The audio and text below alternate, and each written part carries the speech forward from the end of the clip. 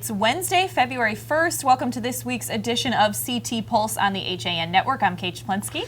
And I'm Josh Fisher. Today we speak with Tony Hwang, who actually stopped by our studio here on Monday to record that interview, which if you follow us on Facebook, you could have seen it live last Monday. The state senator will talk about the Muslim travel ban, potential run for statewide office. Don't call it that, according to Sean Spicer. It's not a... I thought about potential run for statewide office. And a few other things, too. Yeah, Kate. We have a lot to talk about. Chris Murphy recently speaking out on the Senate floor on Monday about a refugee family separated by this ban. They're actually based in Milford. He says 2 of the little girls in that family are not allowed now to join their family in Milford. Also, Susan Schultz of the Darien Times spoke recently with CBS Newsman and Darien resident Scott Pelley. He kind of gave his take on this past presidential election and the future of journalism, so we'll be talking a little bit about that, Josh, and also some missing meeting minutes in Shelton. I know you had your little Sherlock hat on yesterday and your magnifying glass, and was Where did they go? Through the snow. I thought it was Actually, just it was maybe they got Aaron lost in the Berkowitz snow. and Ethan Fry of the Valley Indy that had that Sherlock Holmes microscope going, but we'll talk more about that. But first, let's get into it. I talked about this on Coffee Break, Josh, but Senator Chris Murphy on Monday night on the floor of the U.S. Senate had an oversized photograph of 2 little girls, ages 5 and 8. He says they could be here in Milford with their father. Instead, they've been banned entry into the country. He demanded Congress take immediate action. He said the order has impacted a Milford family, and he contacted the family of Fadi Kazar, a Milford resident from Syria, to work to try to reunite Kazar with his family. There's a lot more detail on that story at milfordmirror.com. But Josh, recently in the news, we've seen a lot of our towns taking in refugee families. I know there was some concern in Darien if that family had made it in. The Darien Times is getting a lot of calls, a lot of emails and tweets about that, wanting to know if the family made it. They did make it in before that ban. Ridgefield also had a refugee family come in recently. So I think as this big story nationally grows, I think people are kind of interested in seeing the local impacts. Yes, and we saw, there was a lot of some people who opposed it in some of these towns beforehand, and now others who are certainly welcoming in these new families from, war-torn areas in the Middle East. And then, of course, we have our local politicians speaking out or not speaking about the travel ban. We're going to talk with Senator Hwang about that a little bit later, his thoughts on it as of Monday. And of course, Chris Murphy has been out front, the anti-Trump or against Trump since Hillary Clinton finally admitted that she didn't win the election the day after, back on November 9th. And Murphy's been really trying to make a name for himself by being against a lot of things that the Trump administration stands for. He's mentioned occasionally as a potential 2020 candidate from the Democrats. It'll be interesting to see how this continues to play out, I think, in Connecticut, which Hillary Clinton won, but in the Democrats, it's a very blue state, as we know. Yeah. But also, we have a state where people have been affected by, terrorism. Unlike, unfortunately, unlike a lot of America, but, with a lot of us, particularly in Fairfield County, who know someone who died on 9/11, and certainly, everyone knows someone who was at least down there. And you mentioned earlier some of the backlash. I know Ridgefield, before that refugee family moved in, and there's been a lot of support around that family. But prior to that, you mentioned there was some backlash, and it was the same arguments that you're seeing made all around the country for people that are against welcoming in some of those refugees, just concerns about their belief system. Are they being properly vetted? And so it's kind of interesting to see that national discussion play out locally. Now, kind of staying on national politics and news, the Darien Times, Susan Schultz, editor, she spoke with CBS Evening News anchor and managing editor of 60 Minutes, Scott Pelley. He lives in Darien, and he had kind of an interesting take in speaking with Susan. about the recent presidential election. You know, he did say every time we have a new president, the election is always extraordinary, but he does say that he does not believe that media and journalism are the same. He said media kind of covers everything, and he says to kind of break through all of that, you need real journalists still working. He said despite the criticism of fake news at the moment, he said not only should American journalists not be discouraged, they should be energized and excited. Would you agree with that? Yeah, I mean, I'm certainly energized and excited. I think it's been a lot of fun to watch the first 10, 11 days, 12 days, whatever we're at now of the Trump presidency. It feels like a couple years. But I mean, it's exciting to see. It's always exciting too because this is unlike in the past. I mean, you could say Obama certainly didn't have that government experience, but he'd worked in government for about 10 years in the state and national level. But it's been very fun to watch how Donald Trump and you know, you look at the Muslim ban, which, or the travel ban for these 7 countries in the Middle East, which, you know, if you take a step back, this is something certainly that he campaigned on, so it shouldn't be a surprise that this was implemented. You could say that it wasn't implemented maybe in the best way, or you could say that, you know what, like, Steve Bannon and Donald Trump, they enjoy chaos, and that's certainly, you know, that Friday executive order last week certainly led to a lot of chaos. But, you know, for me, when it comes down to it, it's like, should we be careful about who we let into this country? Yeah, like, you know, would I have implemented it the same way Donald Trump did? Probably not.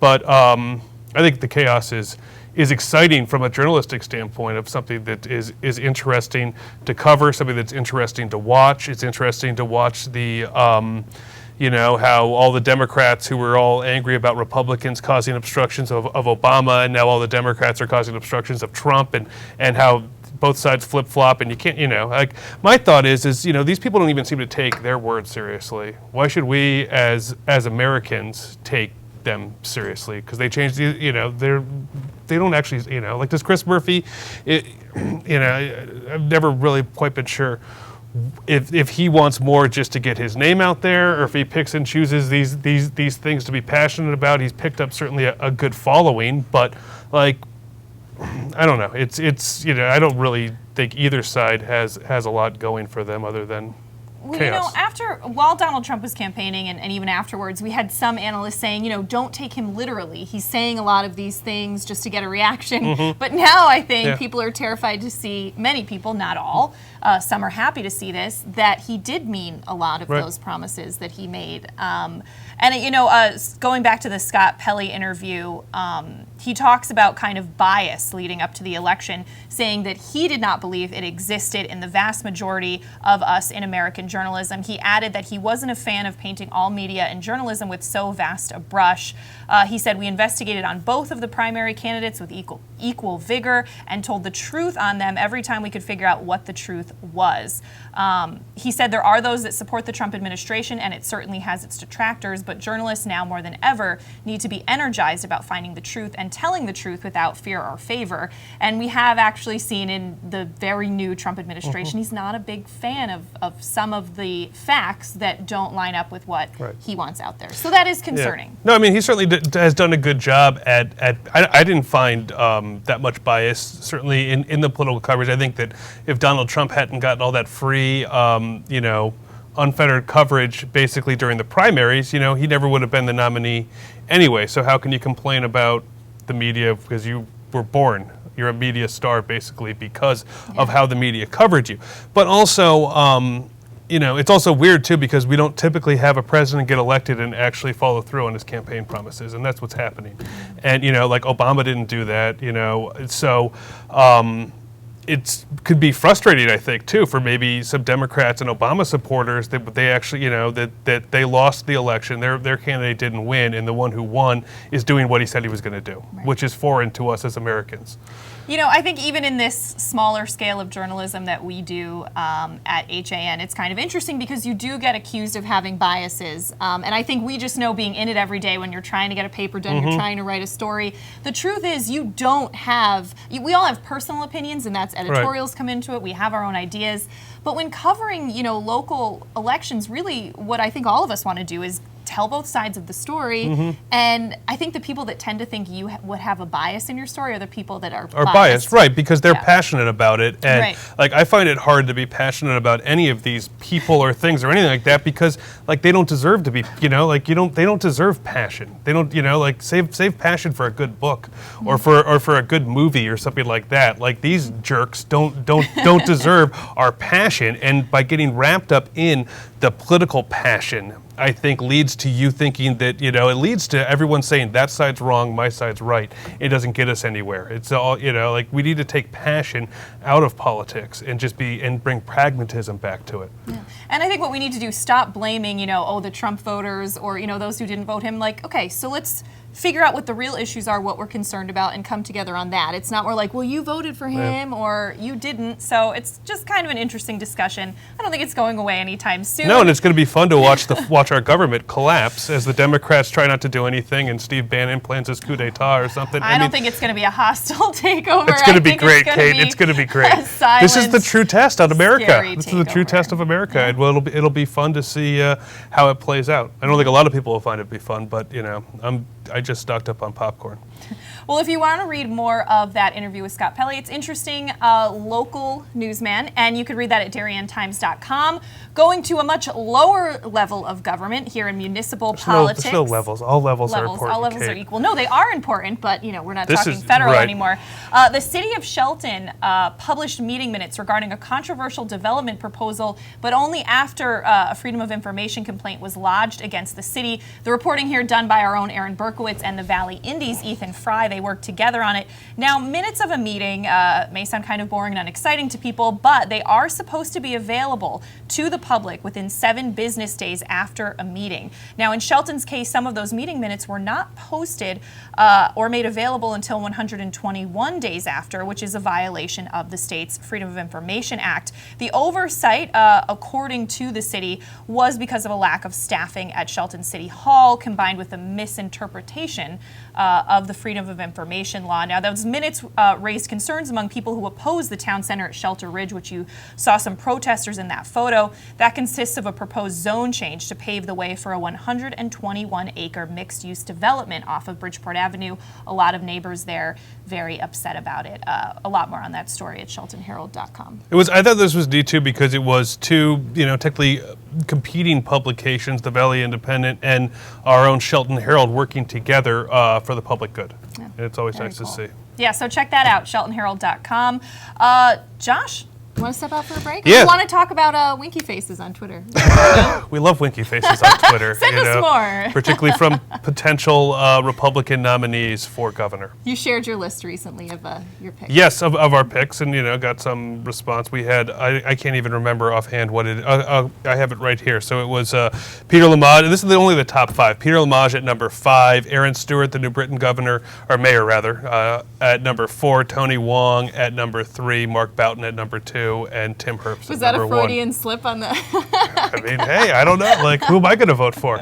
We still have over a year before the conventions decide. But a lot of people have announced that they are at least exploring statewide office, and one of them is Tony Hwang, who we spoke to on Monday, and we're going to watch that interview when we come back from break. You're watching CT Pulse on the HAN Network. Well, there's still a bite out on the water. Most anglers have decided to stow the gear for the winter. Just because Mother Nature isn't cooperating doesn't mean you can't see the latest models of all your favorite gear. With 2 convenient locations, it couldn't be easier to get your fix of summer. Boater, beach bum, fisherman, or simply love the New England coast, this is a unique place to shop. The Dock Shop, 51 Tokenique Road, Darien, 609 Riverside Avenue, Westport, or on the web, dockshop.com. Whether you're looking for the freshest seafood, the perfect steak, or want to share delicious appetizers, look no further than the Stone's Throw in Seymour. Chef Peter Hom has more than 30 years of experience creating original recipes in his American eclectic style. Our dishes are made from scratch with fresh, local ingredients that pair perfectly with a seasonal craft beer, a signature cocktail, or your favorite wine. When you visit our Riverside location, you'll feel like you're on vacation when you're only a stone's throw from home. Visit us on Roosevelt Drive in Seymour or at StonesThrowCT.com. It's all about meeting goals this year, and Trinity CrossFit of Ridgefield has experienced trainers, top-of-the-line equipment, and a newly renovated space to help get you there. Offering more classes per day than any other CrossFit gyms in the area, we cater to all fitness levels. Our coaches have a combined 10 years of experience in CrossFit, and as competitors themselves, Trinity coaches can get you ready for competition in 2017. Visit our convenient location on Route 7, Danbury Road, or find out more at trinitycrossfit.com. If you're watching this broadcast, you're not alone. The HAN network is available for 200,000 Connecticut cable customers on the Frontier network, and we've also reached 1.7 million viewers on our free live streaming sports, news, and entertainment broadcasts. To reach our rapidly growing audience, contact Advertising Director Jessica Murrin at 203-273-7312 or email jessica@han.network. We're back on this week's edition of CT Pulse on the HAN Network. And as Josh mentioned earlier, we spoke with State Senator Tony Hwang on Monday. We talked about a number of things. Check it out. Hwang, state senator from Fairfield, has stopped by the studio today. He's going to be busy on Wednesday when we're normally on live on CT Pulse at 12:30, Kate. But Tony was nice enough to stop by our Shelton studios today. There's a lot going on. Tony. There is a lot going on, but it's always great to visit the both of you. It's great so to it's have great you to see too. you. First off, happy Lunar New Year. Thank you. I saw on Facebook and I think Twitter over the weekend that you were celebrating. And as a state senator representing Newtown, that is the rooster. That's right. Yes. And that is Newtown's iconic logo. So Yes. always pitching my district and my communities. I have such wonderful people. Now, Tony, we're going to get into a lot of state issues, but first, a very emotional topic that's come up in the last few days is President Donald Trump's executive order on immigration. Now, Tony, I think what's so fascinating about your story, you were born in Taiwan, and you are an immigrant to this country. Does that give you at all a different perspective on this executive order? Without a doubt, and I oppose this travel ban as it really fundamentally goes against what the greatness of this country was built upon. It was built upon the diversity of immigrants coming into this country, the diversity and the tapestry of people bringing their inspirations and initiatives and creativity that has made our country so great. And when you think back historically that this country was indeed founded on a basis of religious and political intolerance, we, more than anything else, have to understand that this ban, the selectivity and the singling out of particular countries is fundamental to what our country was built upon. That being said, I think it's also important that we need to do a far better job to communicate, to erase and ease the fears of the unknown and the uncertainties, whether it's real, perceived, or just hysterical reactions. We need to understand that as a community that we need to do a far better job coming together to learn more about different backgrounds, to understand and appreciate that any individual that aspires to come to this country do it because the greatness of this country is what lures them, and they want to be an integral part of it. And we have to do a better job to create that image, to create that environment where people that are coming in this country feel that they're part of the American dream. And as I say that, allow me a moment to offer my thoughts and condolences to the individuals impacted by the cowardly tragedy of what happened in the mosques in Canada. There is no place for it. There is no place at all for violence and attacks of anyone, and particularly based upon gender, race, religion, orientation. There is no place for it.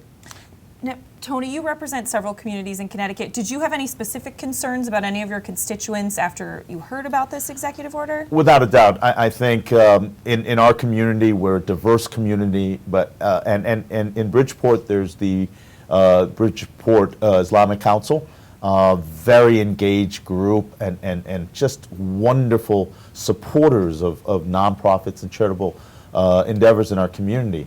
One of the first things I did was to call one of their community leaders and offer that if any of their members or any of their extended family encountered entanglements or frustrations in this process, that I would be there to help them and to make sure that they have a voice in people fighting for them. How has it been for you as a Republican who also has spoken out against this? I know you had a town hall recently. Was it over the weekend, right? How has it been for you as a Republican? Do you feel like you're getting lumped in with something that you don't necessarily agree with? I don't believe so, because I genuinely hope that we as Americans must understand that the greatness of this country, that America stands a land of opportunity for all. And whether you're libertarian, green, Democrat, or Republican, the bottom line is we should all treat each individual based on the basis of what they contribute and what they bring to the table. No party label should be used to identify and define anyone. So they're great Democrats, they're great Republicans, they're great independents. At the end of the day, step up to the table, contribute, and make our community and our state and our country better. I welcome all of them. But don't you feel like that labels are a big part of what's going on right now? From Washington on down, it's you're either with us or against us. You're being labeled. You're either a Muslim or a Christian. You're a Republican or a Democrat. You voted for Trump. You didn't vote for Trump. You're pro-life. You're pro-choice. Like it's all about labels now. So how can we not expect? Well, it goes back to what I said earlier, that we have an important responsibility. And one of the things I'm going to try to do my best is to convene and collaborate and coordinate a community forum, talking about diversity, talking about collaborations, bringing different ethnic groups, bringing different orientation, gender, culture, different ages, seniors to young adults, to collaborate together to understand that no, labels don't work. Labels are a very easy way to make our lives easier to classify, to not try to understand, to not try to embrace the diversity and the tapestry that makes our country great. We're struggling as a country, we're struggling as a state, we struggle as towns. What I offer is the best way we can work our way out of this is to utilize the best of everyone, regardless of labels, regardless of what they bring to the table on a piece of paper. Let's everybody come together and not be labeled and work together to make our communities better. Now, Tony, kind of going back to Connecticut and getting to state issues, Governor Daniel Malloy going to be making his budget presentation on February 8th. Now you are relatively optimistic. What are you hoping to see in that budget, or what are your concerns going forward there? Well, I think it is the most important thing that we have to do as a state legislator is to manage our state budget and create an environment and a structure in which people that are part of our community as it relates to education, as it relates to transportation, as it relates to how they're able to sustain and build their families and protect them, exists. But we also need to understand that we also have a responsibility to care for those that are most at risk and vulnerable. We can't do any of that if we are not creating a predictable system where people know what happens 6 months, 6 years, 16 years down the road. The second thing we need to do is create an ecosystem that's sustainable, so that we don't fill one pocket with incentives while another pocket suffers. We need to stop picking winners and losers and create a sustainable ecosystem where everyone can thrive. The third is, unfortunately, a frustration that people have is we don't have a transparency in our government. We really don't fully understand all the decision-making processes. It's very hard. It's very hard to be criticized at every turn. But I believe, again, that it makes us better when we are transparent and operating under an openness that everybody contributes. But I think the fundamental difference that we have in this is, as you said earlier, what plagues the national level plagues us locally.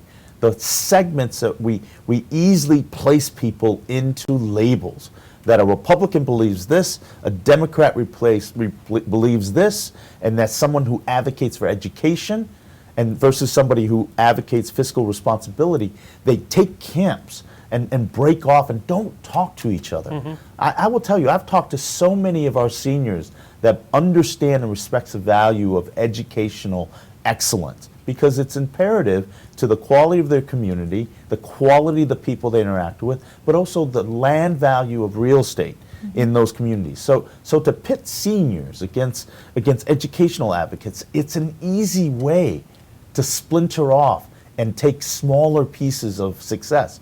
Why are we not uniting and saying, do we not have a common goal to create the best environment in which everyone can contribute and maybe disagree, but at the same time, we're doing it together. The labels allow us to segregate, to break off, Right. and to take sides. At the end of the day, we're all talking about the same thing.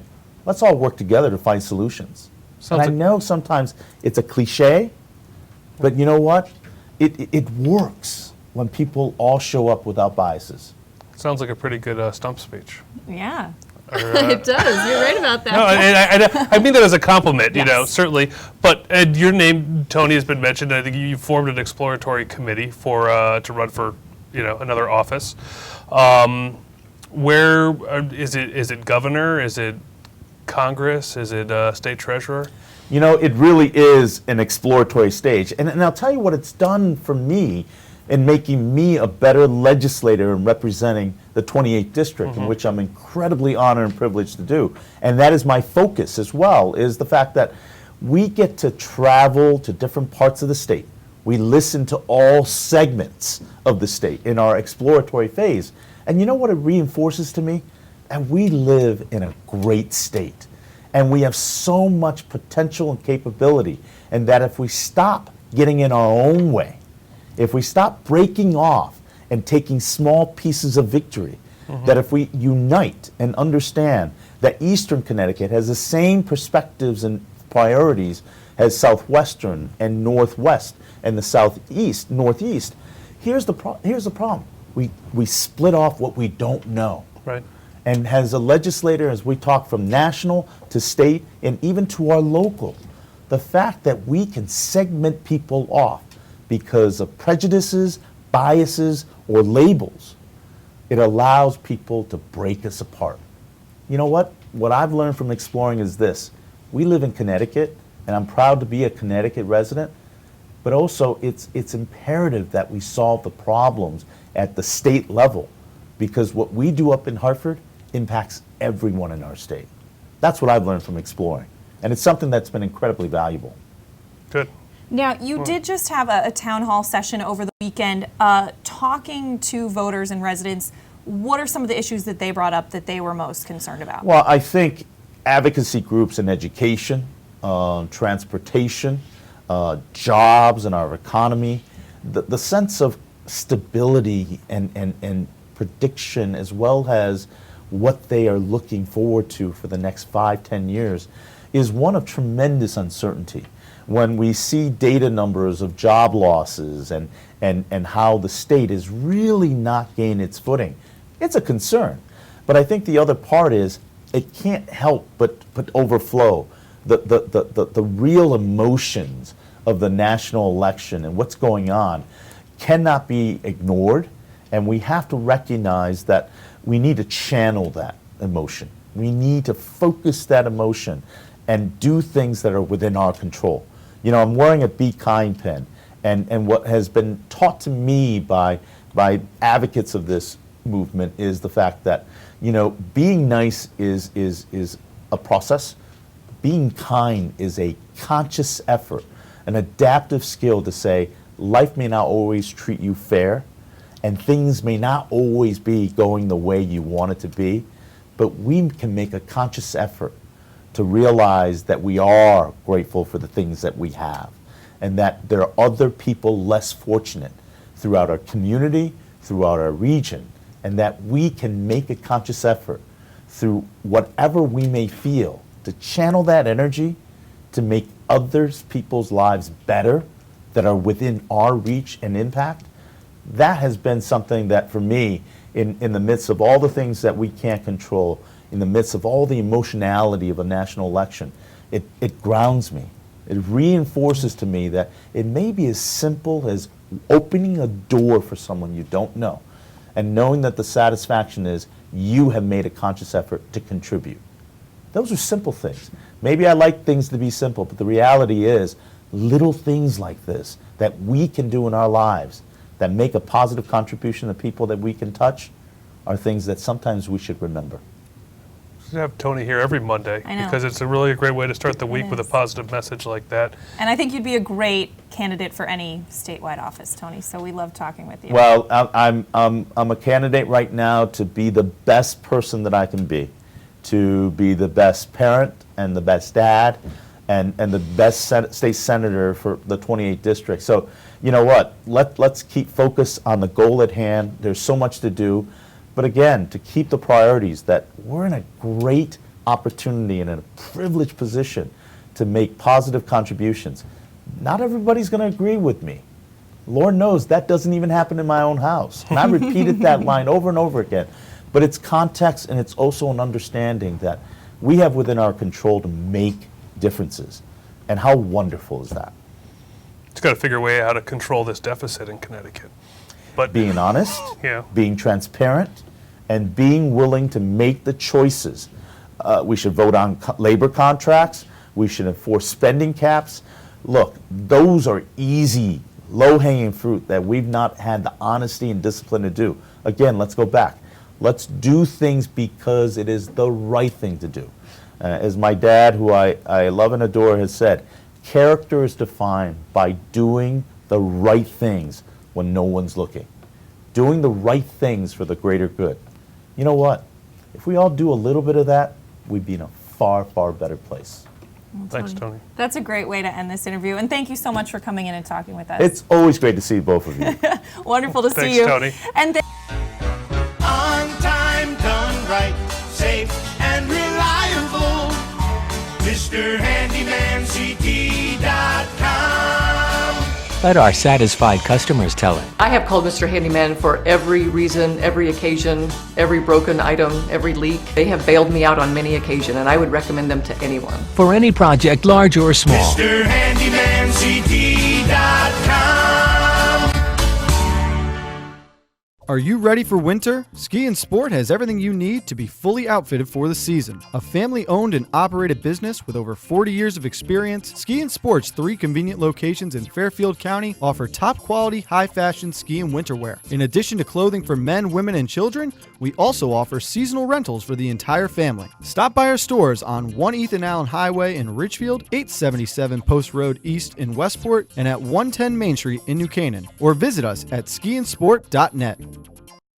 Discover a world of wellness in the heart of New Canaan. Halo Studios, New Canaan's first collaborative wellness center, offers you the freedom to choose from the best and latest health, fitness, and wellness options.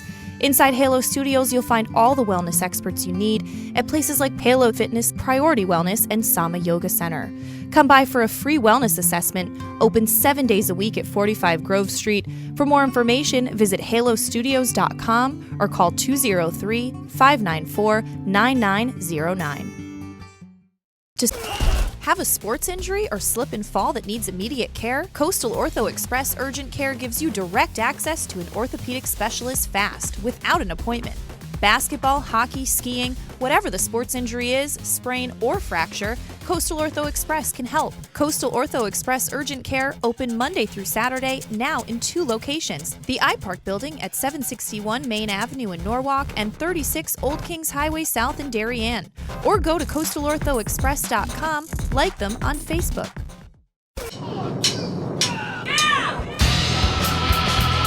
I'm Frank Granito. And I'm Donald Ng for the HAN Network. Tune in to Nutmeg Sports Monday through Thursday, where we bring you all the top stories from Connecticut sports. From highlights to player interviews and expert analysis, no one gets you closer to Connecticut's games than Nutmeg Sports. Nutmeg Sports, now Monday through Thursday at 2 p.m. on the HAN Network.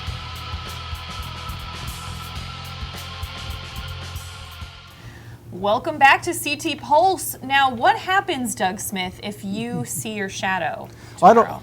I don't know, but I know if Phil sees my face, he's never going to come out again. So we're all just screwed. Six more weeks of snarky cartoons. Yeah, exactly. There you go. All right, so let's get into it. Doug Smith joining us with his editorial cartoons this week. Tell us about this one. The state had a sting on some stores in Milford, and I guess a couple got pinched for selling to underage kids. Sort of explains where I picked up my habit. So we went with the baby from Roger Rabbit, right. Framed Roger Rabbit, right? And now, up next, I believe this one is Shelton. Save Our Shelton, Right. something we've been talking about in the Yeah, news the a Shelter lot. Ridge Project. You notice I said same old stuff instead of same old. But it's basically what's going on and how people feel about it. And more is going to be happening, so Yep. same old stuff. Oh, we got Phil again here. All right, what's Phil doing this time? This was running in a couple of the papers, but just seeing if he can help him out with the lotto there. And this is a nice way to promote a event coming up. Yep, in Weston Speak Up, where you can go to your town officials and tell them what's on your mind. Probably will make some people feel like they're getting blown back like that when they hear what their neighbors think. And I love this Stratford one, the Dock Shopping Center. Right. So there's a Popeyes moving in. Yeah, I mean, I live in Stratford. I know where they're putting the place, and it just blows my mind because they're using like a third of the parking lot. I mean, that's Oh, what I wow. park when Stop and Shop is too crazy to even get to. So I like the connection, some blocked traffic and blocked arteries. They should rename it the Block instead of the Dock. Love it. And this one's kind of cool. Tell us about this one. They're having a Zentangle class in Trumbull at the Trumbull Historical Society. A local lady is doing that. You notice I spelled Trumbull wrong there, but I fixed that for the paper. Oh, I didn't even notice that. Trumbull. Good catch. All right, and this one's pretty funny. Southern Connecticut Darwin Day dinner. Yep, and Darien. I'm sure some people might find this The one offensive. creationists might get upset. It's kind of like the old story about the Neanderthal who asked why his brother looked different, like a Cro-Magnon. His mother said, he's adapted. Waiting for the hook to come out and take me off now. All right, Doug. Well, thank you so much for Okay, sharing your thanks. cartoons with us this week. We're going to wrap things up here on CT Pulse. If you missed anything, you can watch us on demand at han.network. And we'll be back next Wednesday. Be sure to check out Nutmeg Sports at 2 o'clock. Have a great day. Thanks. I was just saying. That's all I got.